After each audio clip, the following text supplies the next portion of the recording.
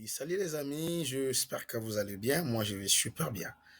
En fait, nous avons abordé notre formation d'urgence, notre encadrement d'urgence. Là, nous avons vraiment parlé des éléments très importants. Nous avons introduit, nous avons parlé de fondements de la réforme de l'administration publique. Nous avons fait les diagnostics de la réforme, les diagnostics de l'administration congolaise, allais-je dire.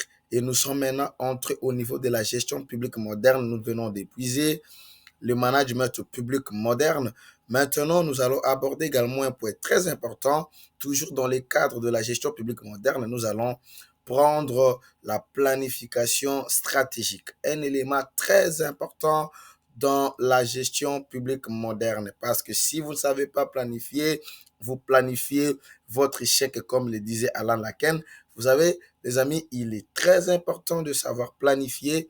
Il est très important de mettre chaque chose à sa place pour pouvoir aller de l'avant. Raison pour laquelle, ça plus tard, nous allons prendre notre deuxième sous-partie de la partie relative à la gestion publique qui parle sur la planification stratégique. Let's go les amis, soyez concentrés, passez à l'action étape par étape. Il faut toujours réaliser des éléments, des trucs très importants les amis. Il faut toujours réaliser vos exercices. N'ayez pas le temps des distractions, concentrez-vous pour pouvoir atteindre votre objectif qui est celui d'intégrer l'école nationale d'administration, cette école d'excellence. Et tout de suite, allons-y les amis. Alors les amis, nous voici au niveau de la planification stratégique. La planification stratégique, c'est l'un des éléments les plus importants dans la mise en œuvre d'une gestion publique moderne. Au niveau de la gestion publique archaïque, on peut faire n'importe quoi, mais si l'on veut passer de la gestion publique moderne pour une gestion publique, de la gestion publique archaïque pour une gestion publique moderne, il faut mettre un accent particulier sur la planification stratégique. La planification stratégique est un processus structuré qui guide une organisation vers ses objectifs à long terme grâce à une vision claire, une analyse rigoureuse et des actions planifiées. Oui, la planification stratégique, c'est vraiment un long un processus qui vous permet d'atteindre vos objectifs à long terme et partant d'une vision claire, tout en analysant tous les éléments, tous les contours de façon rigoureuse, sans oublier les actions planifiées. Maintenant, les amis, les fondements de la planification stratégique. La planification stratégique définit la vision. La vision, c'est là où vous allez suivant une certaine période. Vous pouvez vous dire que non, dans 10 ans, je dois devenir une référence dans la production des tôles à base de matières plastiques recyclées, par exemple. Ça, c'est votre vision. Mais la vision seule ne suffit pas. Pour pouvoir atteindre cette vision-là, il faut avoir des objectifs stratégiques. Il faut savoir comment prioriser les types d'activités, l'alignement de ressources, les actions concrètes à mener sur terrain. Lorsque vous parvenez à rassembler tous ces éléments, chacun de ces éléments a sa place, et lorsque chacun de ces éléments, suivant sa catégorie, est rempli, cela permet à ce qu'à long terme, vous puissiez atteindre votre objectif, que vous puissiez atteindre votre objectif à long terme. Elle vise à améliorer la performance, anticiper les risques et créer la cohérence de l'organisation. C'est très, très important. Vous voyez, vraiment dans le contexte de la gestion publique moderne, nous voyons plutôt la performance. Nous voyons vraiment la performance, nous voyons l'efficacité et nous voyons le résultat. Nous ne voulons pas être là dans des trucs qui ne nous apportent absolument rien. Ce qui nous intéresse, c'est vraiment atteindre, maximiser, améliorer la performance, atteindre nos objectifs, réaliser nos résultats avec efficacité.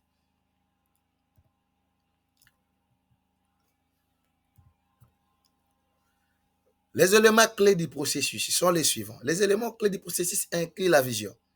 la mission, les valeurs, les objectifs stratégiques, les indicateurs de performance et un plan d'action pour piloter efficacement la stratégie. Vous devez avoir une vision, votre objectif à long terme. Vous devez avoir ce que vous prétendrez. Vous devez avoir ce que vous voyez dans une période donnée, suivant une période donnée. Donc, ce que vous voyez dans des années, dans 5 ans, 10 ans, 20 ans. Il faut avoir une mission. Qu'est-ce que vous poursuivez? Qu'est-ce que vous êtes appelé réellement à faire? Quelle est la mission pour laquelle vous avez décidé de mettre en œuvre cette politique publique, ce projet d'arranger les choses, d'améliorer les choses? Pourquoi? Quelle est la mission? Pourquoi vous avez décidé vraiment de réaliser ça?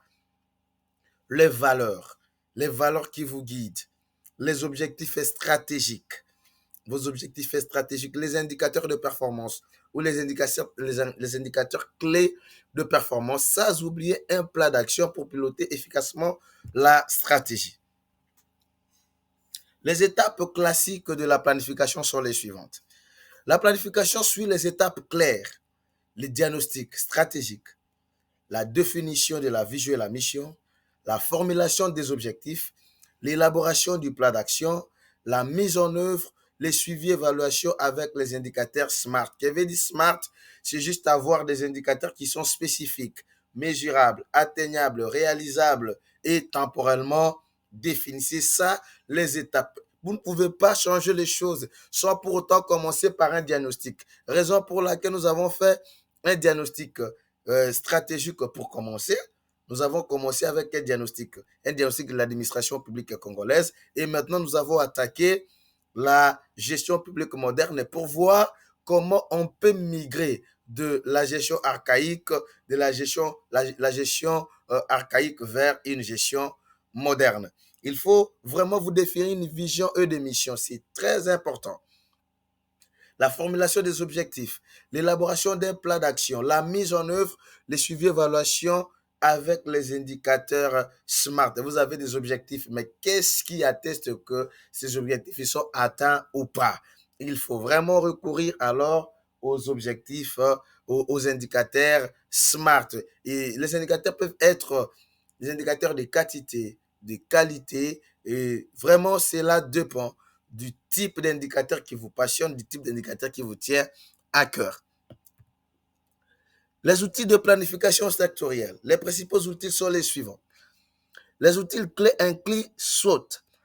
Par là de SWOT, en français, nous appelons ça la matrice FFOM, c'est-à-dire les forces, les faiblesses, les menaces et les opportunités. Les forces et les faiblesses sont internes, les menaces et les opportunités sont externes. Les forces sont vos capacités, les faiblesses sont vos défaillances, les menaces, ce sont tout ce qui est externe, mais qui peut influer négativement sur la mise en œuvre de votre programme ou projet. Et les opportunités sont tout ce qui est externe, mais qui peuvent avoir de l'impact positif dans ce que vous réalisez. Et en anglais, on parle de la matrice SWOT. Il y a également PESTEL. PESTEL, là, c'est fait une analyse politique, économique, sociale, technologique, ainsi de suite, jusqu'à à, à, avoir une vision plus large de ce que vous êtes en train de faire ou de poursuivre comme objectif. La matrice d'objectifs. La matrice d'objectifs, c'est également un élément très important, sans oublier les cadres logiques qu'on appelle également les longues frames, là où il y a la logique d'intervention, là où vous retrouvez les IOV, vous trouvez les sources de vérification, les hypothèses, les objectifs spécifiques, les activités, les résultats. Ça, c'est vraiment un tableau qui vous permet d'aller de l'avant. Les Balancing Scorecard, c'est pour l'analyse complète et une gestion plus efficace. Ça, ce sont là les principaux outils qui sont utilisés pour une bonne planification stratégique.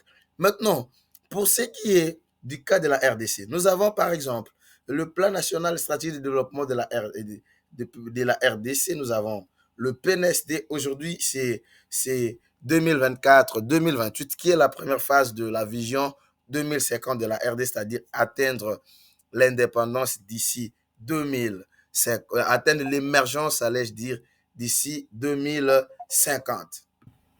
Oui, on parlait du PNSD, le Plan national stratégique de développement de la RDC, met l'accent sur la diversification des économies. C'est très important parce que nous avons vraiment une économie qui est très concentrée juste sur les ressources minières, alors que nous n'avons même pas le contrôle de ces ressources minières. Nous n'avons aucune chaîne de valeur pour ajouter de la valeur sur nos ressources minières. Vraiment, vous êtes censé maintenant dépendre de marché des autres. Et là, vous n'avez aucune puissance, aucun pouvoir du marché parce que vous dépendez de ce que les autres diront sur ce que vous avez. Alors que s'il y avait chez nous les industries de transformation sur place, les chaînes de valeur ici, ça serait une très bonne chose. La bonne gouvernance, la modernisation et l'amélioration des conditions de vie. C'est vraiment sur ça. Donc, ce sont les 4 piliers sur lesquels repose le PNST. Aujourd'hui, nous avons le PNST 2024-2028, qui est la première phase de la vision 2050 de la RDC. Les défis et les enjeux spécifiques dans le contexte local, c'est que les défis majeurs sont une faible culture de planification, capacité d'exécution, suivi insuffisant, absence d'indicateurs clairs dans certaines administrations. Alors que pour qu'une administration soit réellement moderne, il faut un suivi consistant, il faut une évaluation récurrente, une évaluation qui s'est faite euh, euh, euh, avant la mise en œuvre, pendant, après, pour mesurer l'impact. C'est vraiment très important, chers amis. En termes de conclusion, en termes de conclusion, la planification stratégique est un levier essentiel pour la transformation institutionnelle, permettant d'agir avec vision, cohérence et efficacité, notamment dans les contextes complexes comme celui de la RDC. Parce que si l'on n'a pas une planification qu'il faut avec un pays comme la République démocratique du Congo, alors ça sera très compliqué pour nous de nous en sortir comme il se doit et de façon victorieuse. C'était ça, les amis, le point B de la gestion publique moderne, la planification stratégique. Juste après, nous allons attaquer la gestion de ressources humaines comme étant un élément essentiel dans la gestion publique moderne. Merci beaucoup, les amis. On se retrouve tout de suite.